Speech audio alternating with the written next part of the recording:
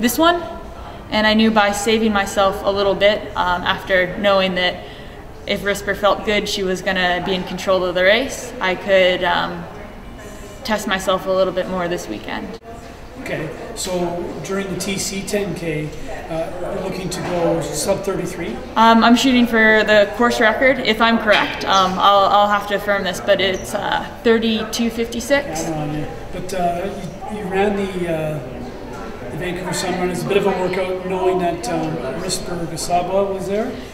Yeah, she's really, really competitive, and for me, being an academic, I like to study the field and know what I'm up against, because that's how you can, finish the highest position for the effort that you're putting in, and really make the most of the day. And also, when you race as much as I do, wanting to not always dig in the well, so that you can come back and put in good training and progress while also racing frequently. So I had known Risper just, I believe it was 2 weeks prior at a race I had run before down in New Orleans called Crescent City Classic. Had run, I believe, a 31:53 and on the roads, and I knew, and of course somewhat comparable time-wise to the Sun Run, was a little bit outside of my wheelhouse. So I let her go, and Natasha was bold. She chased her down early, and the third place girl, Jane, who had won this race twice, went with them. So I was hoping some of them would come back to me, from going with Risper early, but they, held pace, and both of them, Jane and Natasha, ran fantastically. So yeah, it was quite a competitive field. Yeah, they did, and it appears that Risper had brought out the best in Natasha because she ran a 10K road personal best. Yes. You have a personal best that's approximately 32:33. 32:33. Yeah, that was March a year ago on a nice course called Azalea Trail Run down in Mobile, Alabama. So that was a big PR for me. My previous PR was on the track from when I was 18 years old, 32:51. So, and I went through 5K because there was a woman who's an Olympian, Janet Cherban-Bacham. She was still ahead of me at the 5K mark, but I went out sort of with the field, trying to, a little over my head, trying to be as competitive as possible. So I almost PR'd en route in the 5Ks while I went through 15:55. And 15:42 is my track 5K PR. So I was raring to go then, and I'd say my fitness is not too far off of that now. My stamina is better, my speed is not quite there, but it's coming around. So for me, the best way to a fast time is intelligent splits. So hopefully there'll be some men around to latch on to, and some people to focus on reeling in the second half, because typically if you pace intelligently, you got to reap the benefits by, rather than being caught, just reeling people in, and that kind of keeps you going. Now, you said your spring goals coming up, you're on the fence going a couple different directions. You might want to play with middle distance, and then of course you've moved up to the marathon. I think last year you ran a 2:37. Yeah. So you're still on the fence because, are you not sure about your marathon capability at this moment? Well, there's so much that can go wrong in the marathon, right? And my first marathon, I didn't hit it right. I think I made many of the mistakes, almost all of them, which I think is a good learning curve for next time. I had a 9-minute positive split. I think I overcooked it going in, which was the big thing. I think I was ready to run my fastest marathon in July, because I put in over 14, 22+ mile long runs when hammering the last half, when probably 4 would have sufficed. So for me, just the notion of, I don't need to freak out and do this perfect marathon training block, just keeping things somewhat similar for when I prepare for a half marathon, just elongating things, slightly longer long runs, slightly longer tempo runs, and just being relaxed. So for me, I do think improving my speed will ultimately help me for the marathon as well. So if I feel like from my road races, the moment I'm ready to go under 32 for the 10K, my plan is to step on the track. But if the feedback says I'm not quite ready to go under 32, which is what it takes to get the World Championship A standard, I would like to do another marathon to get experience. Timeline-wise, probably Grandma's is the one that comes to mind, so it could go either way. And then definitely a fall marathon, and I have a couple on the mind for that, whether it be Berlin, Chicago, or I was even talking to some people because it is on the timeline. There's one out here in Victoria, same timeline. So I have a couple on mind, just ironing out the details. But Duluth hosts Grandma's, am I correct? Yeah, which is because I really like the timeline now with the progression of my fitness. For if the 10K is there, I'll step on the track. But for me, it's not too dissimilar, the training, because I've always been sort of endurance-y, just throwing in a few extra longer runs, and I can translate my 10K fitness into marathon fitness. So if I'm not ready for the track, a late spring, early summer one would be ideal for me. And then definitely a fall one, because I want one more shot, preferably even two more shots. Maybe one in the well and one sort of not quite digging as deep as possible, because there's so many mistakes you can make in the marathon. Unlike the half marathon, issues with fueling, issues with being ready to handle when you hit the wall just don't come into play. There's just a lot of logistics in the marathon that can turn someone like Dina Castor, who thinks she's fit and ready and in shape to run in the lower 220s. Stuff goes wrong and you add minutes onto your time and you finish in the upper 230s. It's the nature of the event. It's very humbling and it's very exciting how many minutes that you can improve if you hit things right. And I think it's better if you focus on the excitement, because otherwise it can overwhelm you, because you could be like, oh, I can make all these mistakes. But not to fret about them, because in general, like in life, you can't control everything. You just kind of give it your best shot. And yeah, the marathon is unique like that. It's so humbling. When would you make that decision about whether you can target 32 minutes or below on the track to qualify for Worlds? We're now into early April, and of course our qualifying window closes up. When does it close up? Oh gosh, it's like a week or 2 weeks before our national meet, and the 10K is on a Thursday night, June 25th. So for me, I have a lot of options because I'm now living and coaching in New York City, and we have world-class facilities there. One by the name of Icon Stadium, where they have a Diamond League meet. And there's the opportunity there. They count mixed 10K races, so there can be guys in my race. And it's a new rule by the IAAF. And it counts for both our national qualifiers and for the World Championship standard, which is 32 minutes for the ladies. So there's, regular weekday meets. There's even a couple of like Thursday evening meets where I could pop over to Icon Stadium after I coach and run a mixed 10K. May 19th is one I have on the brain. If I think I'm ready to go under 32 on May 19th, I'll enter a mixed 10K at Icon Stadium and grab my qualifier then. So I have everything planned out for, am I going to take Route A for the track, which I ideally would. I'd like my speed to be there. And if I'm not feeling it's there, because my stamina tends to be strong, and I do think the marathon is inevitably a stronger event than the 10K. But right now, my biggest niche is the half marathon, which I'm pretty well prepared for, which enables me to straddle the fence. Because if I really feel my strongest skills in the half marathon, I can pretty comfortably go 10K or marathon, which isn't a bad place to tread water and still be able to race on the roads and make an income, because there's not much in the means of prize money on the track. So it gives me a good amount of versatility being able to race on the roads.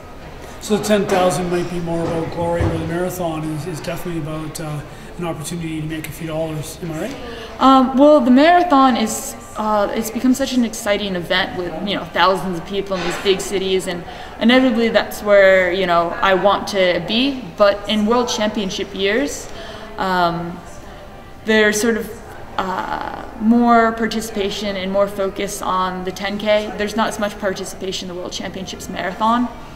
And for me, testing the waters to see if I think I'm more competitive in the 10K or the marathon when it comes to giving a shot at making the Olympic team for the States.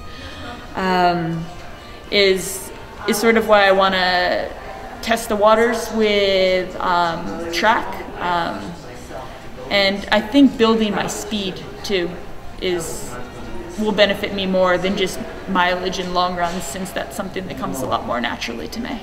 Okay. So Peyton Jordan is coming up shortly, and you're not running it.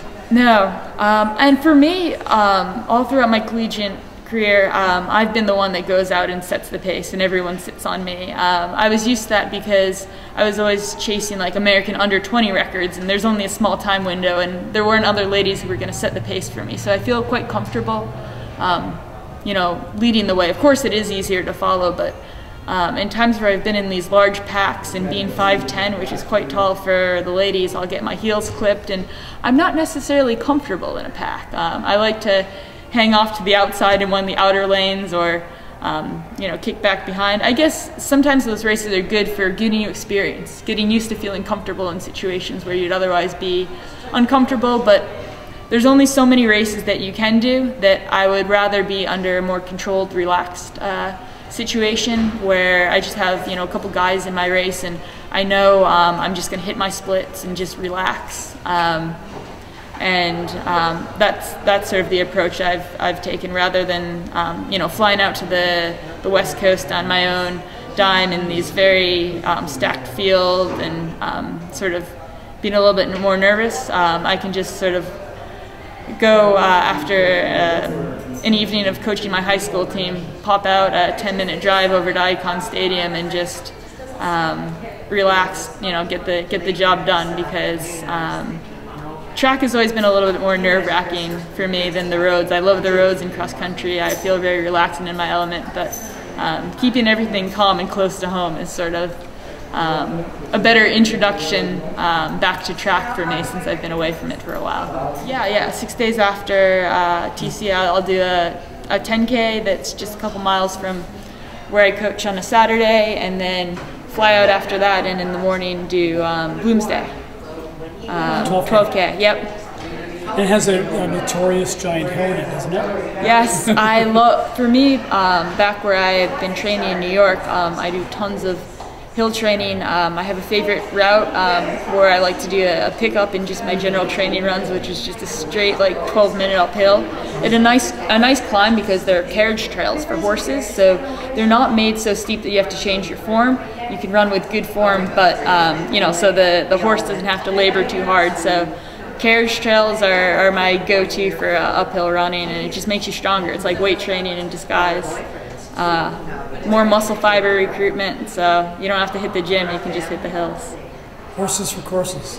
All right, Spokane, and then what's after Spokane for you? It's actually probably my strongest event. It's an oddball distance, but it's the U.S. Championship for 25K. You've run that before, haven't you? Yeah, and actually, like en route, I have like my like half marathon PR, and in that race, I wasn't too far off of the national record, but that's because the woman Janet Cherbon-Bachem in that race beat me for the national record. She was 12 seconds ahead of me, so I've never won a U.S. road championship, so hopefully this year I can do it in the 25K. Because I don't know, I really feel comfortable at those distances, sort of half marathon up to 20 miles before you hit the area of hitting the wall and having to plan for the marathon. So it's down my alley, and hopefully that will come together well. It's funny you say that, because I've always thought that there should be a whole lot more emphasis on a 20-miler or the 30K. We have a race in Eastern Canada called the Around the Bay. I've been meaning to do that one, the Around the Bay 30K. Yeah, that's a neat race. And one of the girls you raced Sunday, and you'll be racing her again this Sunday, Dana Pedrosa. Yes. She's won it 3 times, all a second apart. I don't know how she does it, but all a second apart? 1 second. So she's run 1:50:46, 150.47, 150.48. Oh, wow. What did you do? You raced a half marathon in 1:14 about a month ago? Yeah. For me, I always go back to the learning lesson of, I think my biggest nemesis is I don't typically get injured and break that easily, but overtraining. I was really, really excited, and I know I've had, you know, times where I'm like, oh gosh, I've been really fit. Why didn't I have a race just then to bag this time or that time? I wanted to run very, very well, so I trained, and when I look back in retrospect, like, I was running with so much tension. Every run was not relaxed. I had to sort of push it and be tense and be uncomfortable, and I just sort of dug a hole for myself, and I realized it as the race was approaching. So it's just, again, having a result I wasn't pleased with despite trying so hard. Was a learning lesson that I do best when I lighten up and have fun with it and don't take it so seriously. I mean, that's why I got started. That's why I'm doing it in the first place. I enjoy competing. Just to keep that good head on my shoulders about it. Because when I built it up to be something that was pressure rather than my outlet, which running has always been. Yeah, that wasn't a result I was pleased with, but again, I think a positive learning experience to remind me, especially going into, you know, Olympic trials year, the perspective and mentality I want to have towards running. Because at the end of the day, if I don't achieve my goals, I want to be able to look back and still be like, going after it, and the whole process was worthwhile. It wasn't a waste of time just because I didn't achieve the end goal. I still enjoyed the experience, and that's how I want to keep the running, you know, in my life, as that. You're a lifetime runner. Yeah, absolutely. I want to be like the coolest 80-year-old grandma in like bright colored socks, you know, doing it and just having a blast and a smile on my face all the time. Did you have retrocalcaneal bursitis on your legs? I didn't. What I had an extra bone in both my feet. It was about the size of a marble that was embedded in my peroneal tendon. So when I started running high mileage in college versus my goofing around playing soccer, running 20 miles a week, I'd start to tear the tendon. So that ballooned itself for a lot of years out of running because it took a while to figure it out, like what it was, because my feet were so painful. It felt like once it started hurting because the extra bone was near a nerve, it felt like I put my foot in a light socket. I was like limping around, and it hurt. I had trouble sleeping at night because it hurt. And then I was seeing doctor after doctor, because when you're a runner, you don't want anything to be done on your foot on a whim or surgery, because you want to continue to do it lifelong, so you don't take risks. So before I had surgery on my first foot, when it first started hurting me and impacting my run, it was about 2 years before I finally had the surgery. And I had it just on one. And the other I put off, and ended up putting off even longer, even though I knew I needed surgery on it eventually. You know, my dad got sick. I couldn't have anyone else taking care of me, needing to be on crutches. So it sort of ballooned itself, I guess, from like the end of my sophomore year in college until I was about, after I'd finished graduate school in about 2011. So, gosh, I have to do the math here. About 3 years ago. So when I was 20 until I was about 25, I kind of had patches of running, but wasn't able to train consistently for that 5 years because of what was, you know, going on with my feet. I could rest, and then it would start feeling better. The peroneal tendon would heal, but then all of a sudden when I'd start to get fit and train well, I'd have the same problem. It's sort of like running with a rock in your shoe. You can run a mile, but then you start running many, many miles, and that little pebble in your shoe can do some pretty bad damage. So you have some savvy now about therapeutic use exemptions. Yes. To do with your inhaler? Yes. Yeah. So are you safe with most races that you won't test? Yeah, I guess they had such a problem with inundation of paperwork regarding asthma medications, and the science further proved that they're not efficacious as you know, providing unfair performance benefits. Because I think early on, that their rationale was there was a higher percentage of athletes that were diagnosed with exercise-induced asthma as opposed to the general population. But the general population, if they go out running and they're wheezing and having trouble breathing, they think they're out of shape. They don't think it's really a problem. But if you're an athlete like myself, and one of my big asthma triggers is cold weather, all of a sudden in high school, for no good reason, the weather would be cold, I'd run about 1.5 minutes and 2 minutes slower in the 5K and be, you know, struggling to breathe. That it becomes obvious in a sport like running. Unlike even basketball, you don't have that calculated measure. All of a sudden I see every time it's cold I'm running so much slower. But I guess because you know, of the science that was sort of showing it's not of any sort of unfair advantage, and the inundation of paperwork for people who and the understaffing of the people to, you know, approve all this paperwork, they're no longer prohibited.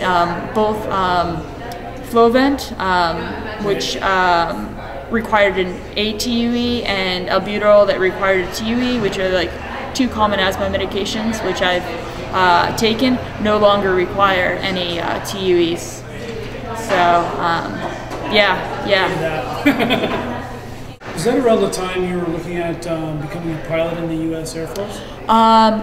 Yeah, I actually, that was before I had the second surgery on my foot.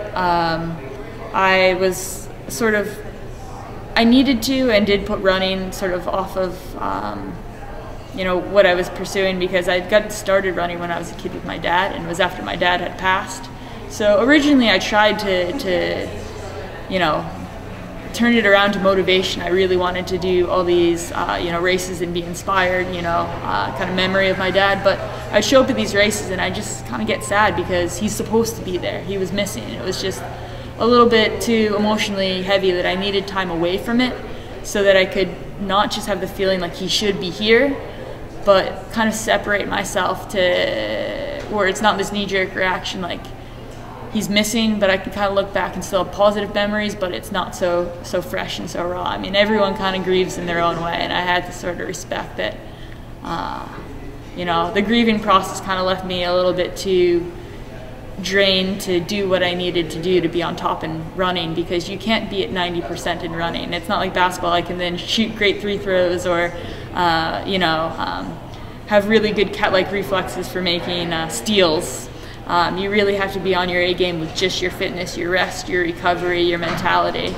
That if you're not all in, you know, you really notice it in competitions, because you can't just be 10 seconds off per mile. That's the difference. You know, that'll almost get you lapped in a 10K. So was your dad a runner?